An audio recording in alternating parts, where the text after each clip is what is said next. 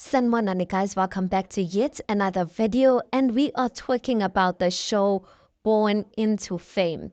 So you guys, you know that last week's episode ended with Owami dropping a bombshell about her being in a relationship with someone who sexually coerced her. And yeah, so this episode opens up with that, with people just like wanting to comfort her for dropping such a thing in front of them. And yeah, but she was clear that she really didn't want to get into it there and then. And that's basically where it ended.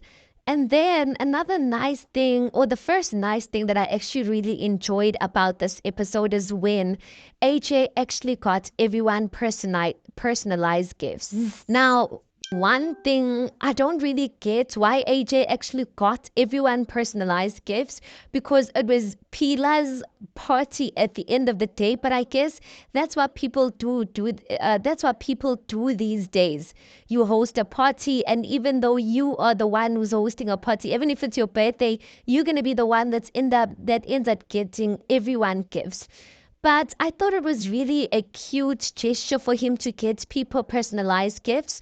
One thing about me, guys, I am a sucker for personalized gifts.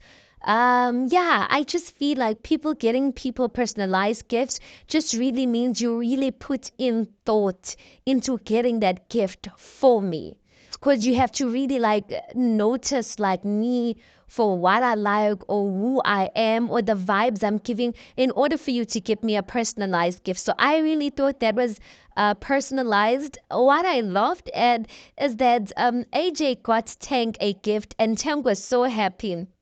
He got Tank a gift which was shades and shades, yeah, glasses, sunglasses.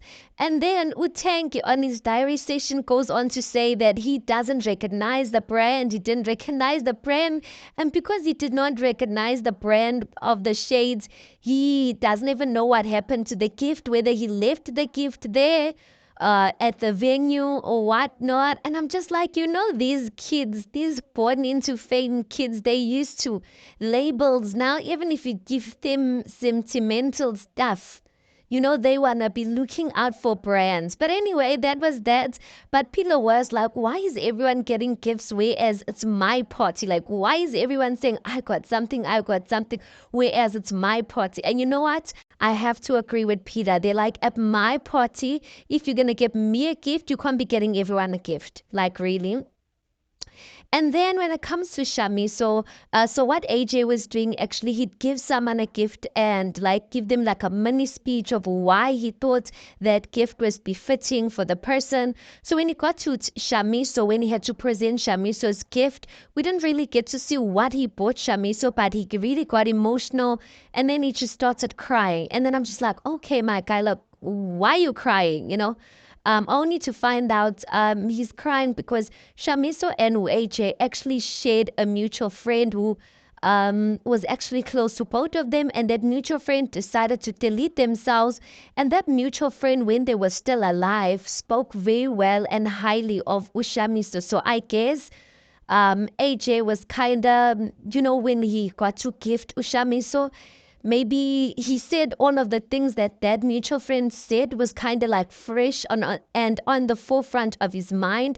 So maybe that got him emotional and made him miss that mutual friend, but he really got emotional and he started crying, and they came and hugged him. And then next thing, we see a scene where AJ is crying on the side alone, and Owami, his sister, is comforting him.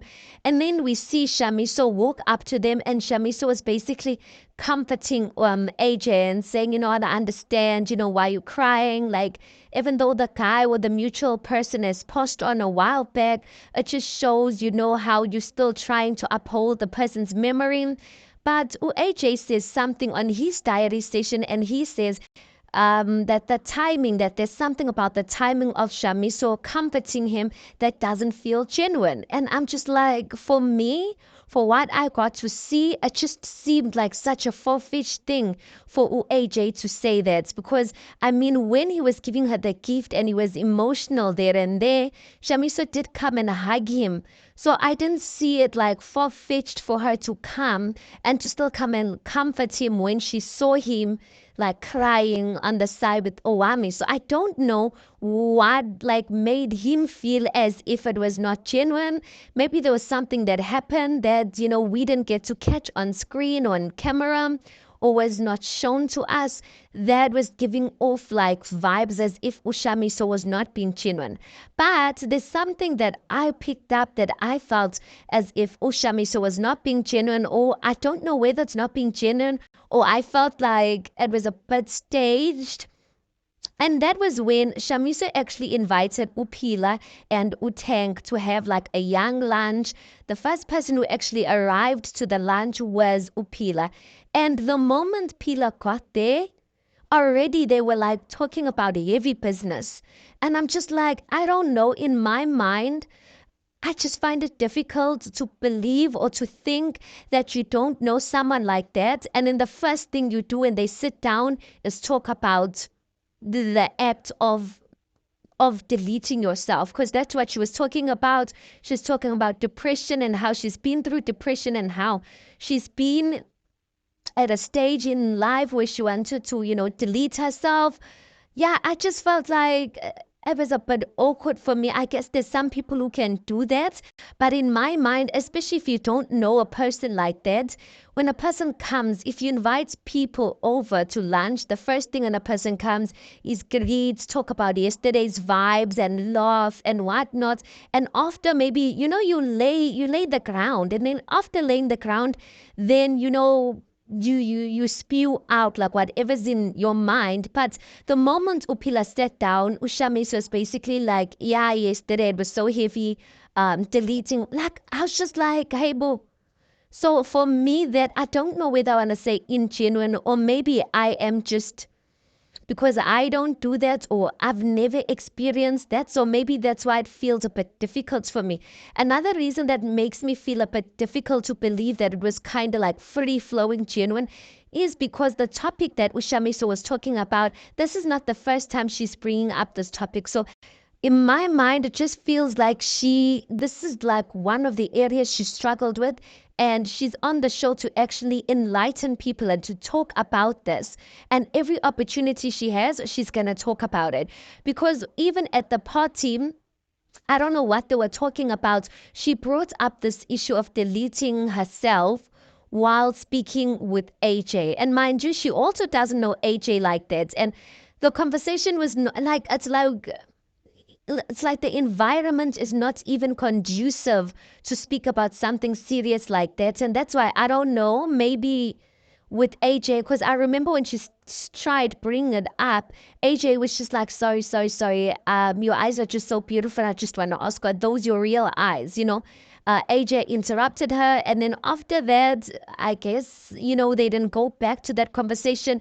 So now when she's having the conversation or the sit down with Upila, and the first thing that comes up is that same issue, for me, it just feels like you're on the show to enlighten people about this matter, which is a beautiful thing. But I'm just like, can it just be easy? Like, can it like, because one thing I've noticed, like it's a heavy topic, and less for other people, like they just go around talking about it.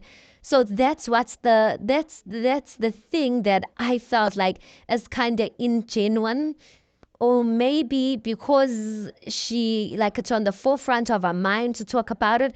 That's why Ushamiso like continues to bring it up. So anyway, her and Pila have a young session there about depression. Upila also opens up about, him also going through a time in his life where he went through depression and, went through a time in COVID where he wanted to actually delete himself. And yeah, guys, that conversation is it's such a sensitive one. And you really don't know what people are going through. When you see people smiling and all of that, you really don't know what people are going through. And I think that's a beautiful reminder that we should all just be kind to one another. And then while they there by the meeting or meet up, the lunch meet up, Ushamiso Nopila, Tank arrives fashionably late, looking dapper, looking cool. One thing about Tank, guys, the vibes he carries with him, And then the conversation of body count comes up. And you know, guys, whenever the conversation of body count comes up and it's between men and women, it's always like, it's always messy. But I felt like they maintained it very well.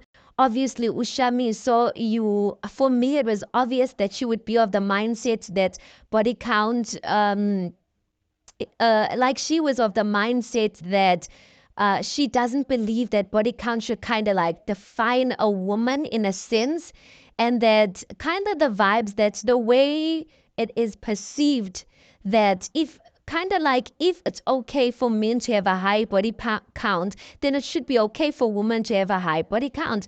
But what she was saying is that, nah, like she doesn't have a number for how much the right word of how much body count a person should have, but she does have like a max that like 30 is too much. And I have to agree with her. But guys, people are wild out there. 30 is like nothing to some people, you guys. And yeah, that was the conversation about body count and, about, yeah, hey guys, I don't really want to get much into that, but do you know that conversation with see how it goes down? And then we saw a cute scene of AJ taking his daughter out to ice skating. The daughter is so cute. All she kept saying to everything AJ was saying is no, no, no. And I'm just like, yeah, these kids will show us flames, you guys, because everything you ask them to do or say to them, the initial answer is no. And she's so beautiful. And AJ was saying that she is, a replica of him. She's loud, she's funny, she's got a outgoing personality, and I could pick up those vibes. And it really was so heartwarming to see like a father-daughter type of vibe.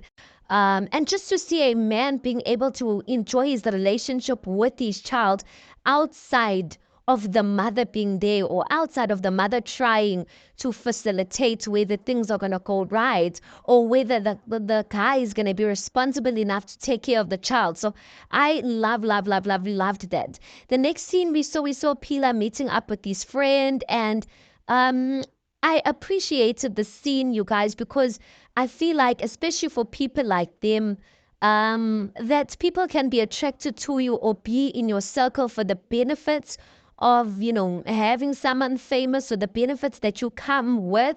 But to have people that you really can rely on, people who are going to be there for you when you're going through the most in your life, people who are just going to be part of your healing journey, it is a blessing on its own, guys, whether you are born into fame or not.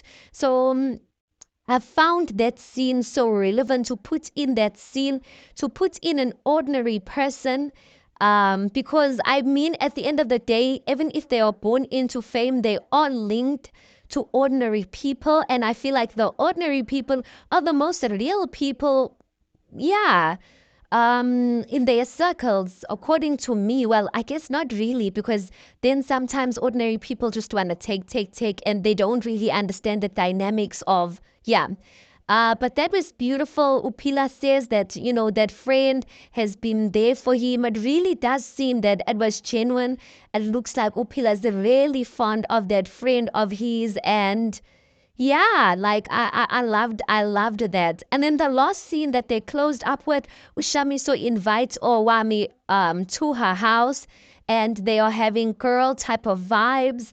Shamiso prepares a cheese board for her. Shamisha's basically checking up on Owami. Owami dropped a bombshell, not a bombshell, a bomb last night about, being in a relationship with a person who, yeah, that type of thing. And checks up on her. And I thought that was really cute. For her to actually check up on Owami, considering the fact that Owami was not comfortable in speaking about the matter in a public type of setup. So I really appreciated that Shamiso was willing to go the extra mile and check up on her. Owami was still adamant that she didn't want to talk about it up until she finds her feet around it. And I thought that was quite mature, because some things are sensitive, you guys. Your family is going to get to see this, and there's just certain things or details, intricate details about certain events and matters that I feel like some people who are close in your life should have the advantage of knowing first. And yeah, so this episode was cute, you guys.